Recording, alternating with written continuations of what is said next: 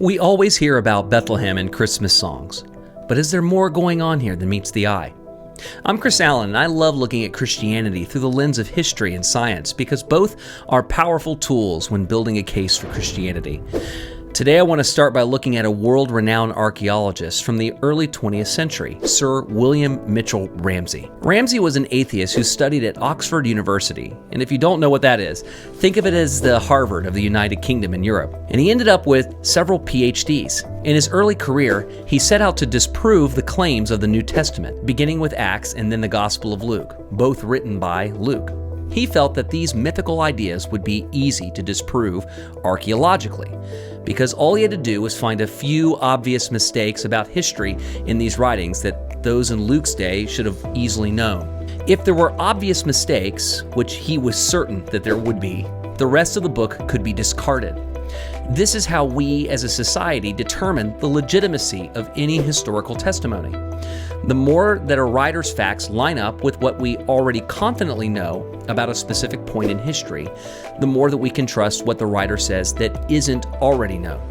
So Ramsay figured that he would disprove these books and then move on to other more important work. The only problem was, once he dug into this, he found that disproving Luke was not nearly as easy as he thought it would be. He discovered that every peripheral detail in Luke's work, like locations and context and other historical nuances, were incredibly accurate, lining up strikingly well with what we know of the period. This outcome was the opposite of what he assumed he would find. Not only that, throughout his career, Ramsay found that new discoveries continued to line up with parts of Luke's writings that hadn't been confirmed yet. This strengthened the account of Luke even more than before. Eventually, after finding overwhelming evidence in support of Luke's accounts, Ramsay experienced a shift in his views on Luke's credibility and said something rather surprising. He said, "Luke is a historian of the first rank. Not merely are his facts trustworthy, this author should be placed along with the very greatest of historians." Talk about an about-face, Ramsay had totally changed his mind. He now looked at Luke as not only reliable, but as a source of information that we didn't already know about history. New information. What this means is, since everything that was in Luke's account that could be confirmed has been confirmed, we have no reason to doubt other claims Luke makes that are less supported. And one claim of particular interest is from Luke chapter 2, which says, "So Joseph went up from the town of Nazareth in Galilee to Judea to Bethlehem, the town of David." This is the famous passage where Joseph takes his family from Nazareth over to Bethlehem to register for the Roman census in his hometown. And this is where we see Luke record that Jesus was born in Bethlehem. This was so important that Luke recorded this because the birth of Jesus in Bethlehem was prophesied by the prophet Micah 500 years earlier. It said, "But you, O Bethlehem Ephrathah, who are too little to be among the clans of Judah, from you shall come forth for me one who is to be ruler in Israel, whose coming forth is from old, from ancient days."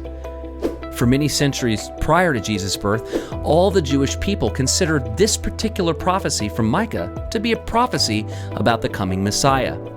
And the last part, especially, "from ancient days," is usually a reference to God's eternal nature in the rest of the Old Testament. So this prophecy was saying someone was going to come from Bethlehem that was eternal, and he would be the new ruler. Micah predicted Jesus' birth hundreds of years in advance, and this event was then later recorded by what a former atheist and world-renowned archaeologist said was a historian of the first rank, Luke. Furthermore, our earliest manuscript of Micah, the earliest copy that we as a society have in our hands, it predates Jesus' birth by 300 years. So we have this document that talks about Jesus being born in Bethlehem. Maybe not Jesus' name, but the Messiah that the Jewish people believed would be eternal, that was going to come into the world and be born in this little town. And the fact that we have these old copies that were before Jesus' birth even more so tells us that Micah was foretelling this event far in advance. After Ramsay investigated all this thoroughly, he became a Christian. And then he became one of the world's leading New Testament scholars of his day. This is just one of hundreds of predictions made about Jesus in the Old Testament. And amazingly, it's not even the most impressive prediction either. There is a reason nearly the entire planet pauses to recognize Christmas, and that the entire global calendar is split into before Christ and after death. It's because the story of Jesus is continuously surrounded by what ought to be impossible. So this Christmas, I hope you can pause and reflect on the incredible supernatural event that took place 2 millennia ago that's still echoing into this generation. It's the day that God became one of us to rescue us from our own sinful ways. Thanks for watching, and Merry Christmas.